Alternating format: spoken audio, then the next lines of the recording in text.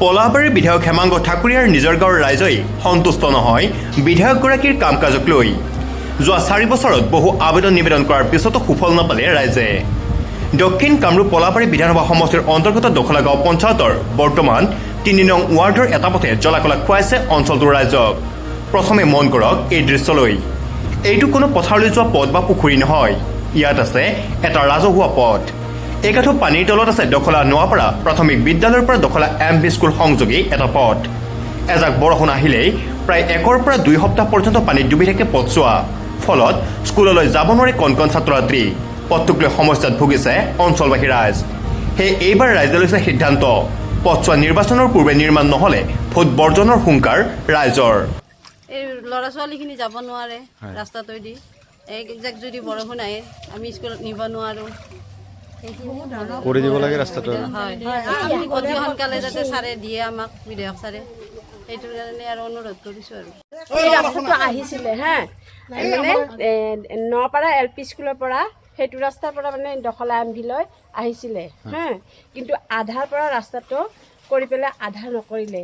ইয়াৰে টকা পইচাবিলাক ক'ত গ'ল, কোনে খালে, সেইটো লাগে আমাক। ৰাস্তাটো কিয় অহা নাই?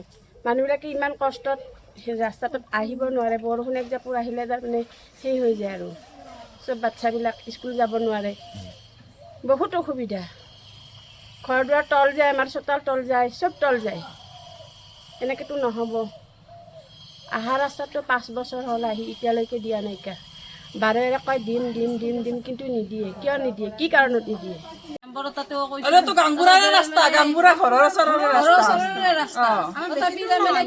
গুৰুত্ব নিদিয়ে কথাটো।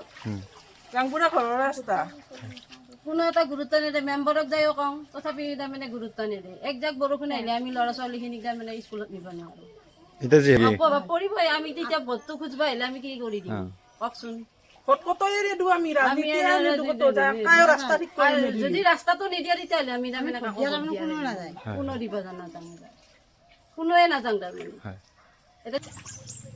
এইটো আমাৰ দখলা মানে নপাৰা LP স্কুলৰ পৰা দখলা MP স্কুললৈকে যোৱা বহুত ডাঙৰ মানে গুৰুত্বপূৰ্ণ ৰাস্তা। এইটো দি বহুত ল'ৰা ছোৱালীয়ে সদায় অহা যোৱা কৰিব লাগে।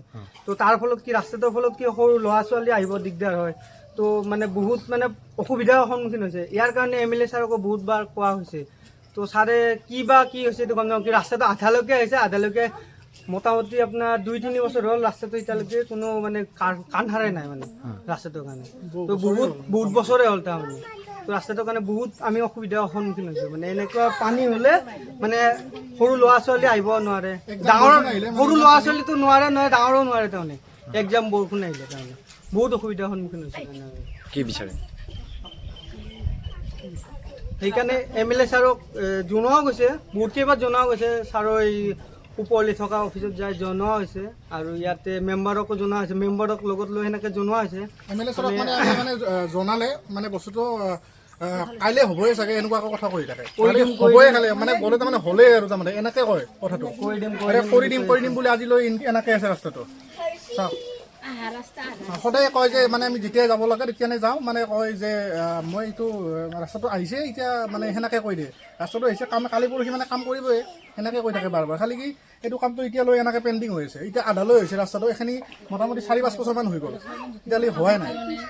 এতিয়া 2021 গ'ল, এতিয়া 2026 হ'ল, মানে এটা কাৰ্যকাল শেষেই হ'ল মোটামুটি। এতিয়ালৈকে ৰাস্তাটো কোনো হেৰি নাই। এনেকৈ হ'লেতো বহুত অসুবিধা হয় ন মানুহ। ইয়াতে মানে বহু মানে ইয়াতে কিমানটামান পৰিয়াল আছে এইখিনি জাগাখিনিত? কিমানমান পৰিয়াল আছে? ইয়াতে আছে মোটামুটি 30 ঘৰমান মানুহ আছে ইয়াতে মোটামুটি। ইয়াতে পৰি পেলাই বহুতৰে আঘাতপ্ৰাপ্ত হোৱা মানে দেখা গৈছে। পলাশবাৰীৰ পৰা Jitumoni Sharma report, news any 365। Stay informed, stay ahead. News Any 365.